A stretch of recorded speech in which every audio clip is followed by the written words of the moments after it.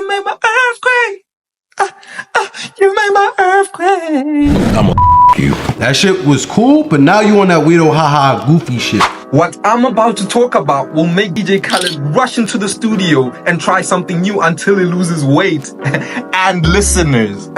I mean, it's no secret that independent artists are now in the Infinity War era right now, where Thanos is the personification of these huge record labels that compile contracts that are probably covered in blood. Although independent artists look like they're still learning how to adjust the mic, they've got way more authentic music to provide than signed artists who probably still get their shoes tied for them. I always say that signed artists are like the popular kids in school, while the indie artists are the weird, quiet kids in the shadows cooking up some heat at the back of the class. Artists such as Tyler the Creator, Frank Ocean, aka Music's Deadbeat Dad, Pink Pantheress, The Weeknd, Pharrell, and Childish Gambino, just to name a few, have been so prolific in the past decade. Each of these artists have something unique yet similar within their bracket. Yeah, they remembered something we all forgot. That everything beautiful is mostly made and enjoyed in the bedroom. Yeah, I'm being real here. No one is conceiving any new ideas. Other generic artists that we hear on the studio every day make generic pop songs following the same formula or preconceived ideas that have been passed down like a recessive gene from one industry to another. Independent artists have proved to us that you don't need the finest studio equipment to sell singles or win a Grammy. In fact, most of them did it in the comfort of their own bedrooms, just like I'm in here. With just a laptop, some creativity, and an odd personality that sticks out like a sore thumb. One of these odd personalities is Tyler the Creator, who called himself music's biggest stepchild a couple of times, and anybody who's a fan knows exactly why. My whole life I felt like a stepchild, in school, at home, and especially in music and rap where I have a profession. I tried out for drama club. I got in and got kicked out within an hour because she said I was too hyper. 9th grade, they wouldn't let me join band class because I couldn't read music. But I still had the passion, and I'm on 2 instruments now, picking up a 3rd.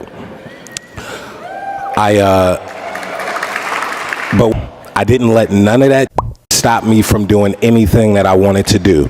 Before you would win 2 Grammys, collaborate with Louis Vuitton, and get banned from an entire country, Tyler started off as a teenage nobody with an I don't give an F attitude.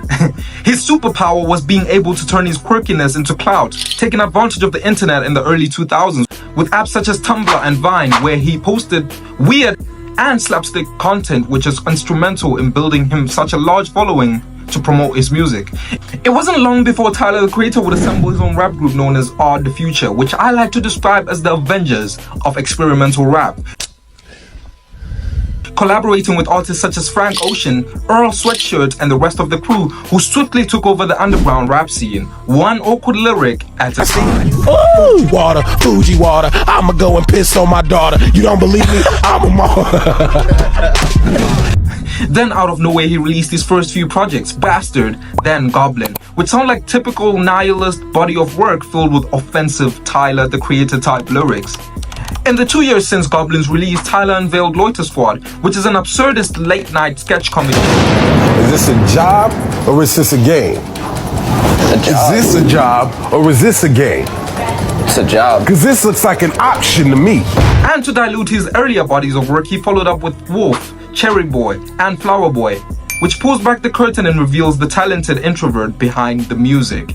But it wasn't long before he released Ego, which sounds like the work of a perfectionist giving shape to his more radical ideas. The Grammy award-winning album would also dethrone DJ Khaled's Father of Assad by peaking at #1 on the Billboard Hot 100. And how could I forget it included songs like Earthquake, Oh, you make my earthquake, oh, you make my earthquake, which was DJ Khaled's biggest fear apart from vegetables and going to the gym. If he can turn his quirky, unique style into a global phenomenon and dethrone someone like DJ Khaled, then maybe there's hope for the rest of us. But until then, I'll keep listening to his music, trying to decode the lyrics and failing miserably. Let's take a step into the shadows and talk about a former Odd Future member, one who I like to call The Undertaker. Ladies and gentlemen, Frank Ocean. He's the type of guy that switches off the camera during a FaceTime call. But let's talk about his music. His lyrics go deeper than the Mariana Trench. Every time I try singing White Ferrari, I can't help it but think I sound like a whale. I'm sure we're taller, another dimension. You say we're smaller, not worth you tired of moving your body? Okay, on a musical note, Frank is known for taking his sweet time between albums, and including the last one we got, which is Blonde, which was 8 years ago, in which he exhibits all his vulnerabilities through life episodes and pop culture references. Ladies and gentlemen, please give it up for Dracula's distant cousin, Pharrell Williams. The eternal fountain of youth that has looked exactly the same for the past 3 decades. This man could rock a fedora better than Perry the Platypus himself. This man can turn my morning alarm into a Grammy award-winning song. Williams was a percussionist in his high school band when he was a child. And he found a kindred spirit in saxophonist Chad Hugo, calling themselves the Neptune. With a signature style mixed with influences from soul, rock, and other musical genres. Williams also struck out on his own in 2003 with the single Frontin' and the 2006 album In My Mind. He branched out onto soundtrack composition as well, scoring the animated film Despicable Me, in which songs like Happy and Freedom were born. He co-wrote and produced Blurred Lines, which was sung by Robin Thicke and featured T.I. and Williams himself. The song was a huge hit, and honestly, if you don't know it, you're the next Patrick Star. In 2023, Louis Vuitton named Williams as the creative director of its menswear collection, filling the position left by Virgil Abloh. Next up is a man who can sing, rap, act, and make you question your life choices. Childish Gambino. You know Donald Glover, aka Childish Gambino, is like that overachieving friend that we all have. Except he makes us look like we're napping through life. From his own show Atlanta to critically acclaimed projects such as Awaken My Love, which peaked at #1 on the Billboard Hot 100 with classics such as Redbone. Daylight, I wake up feeling like you won't play. Songs like that. And Me and Your Mama. As you can note from my high notes, Childish Gambino's lyrics are so deep, it's like he's writing a manual for adulthood, but without compromising the overall vibe of the track. It's gonna sound like this. I mean, I know you got that power.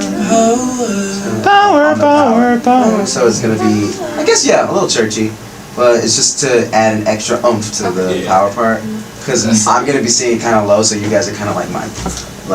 This is America, for example, an upbeat dance song that makes us question the fabric of society. I just wanted to make, you know, a good song, and like something that people could play on 4th of July. No secret that Childish Gambino is a man of many talents, but have you seen him dance?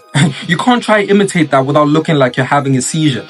Childish Gambino is the Renaissance man that we all wish we could be. The guy can make you laugh, cry, and make you question your entire existence in the span of a 3-minute song. So here's to Gambino, so that we may all find our inner, multi-talented superhero inside of us. My name is Donald Trump, former president of the United States. Just love already.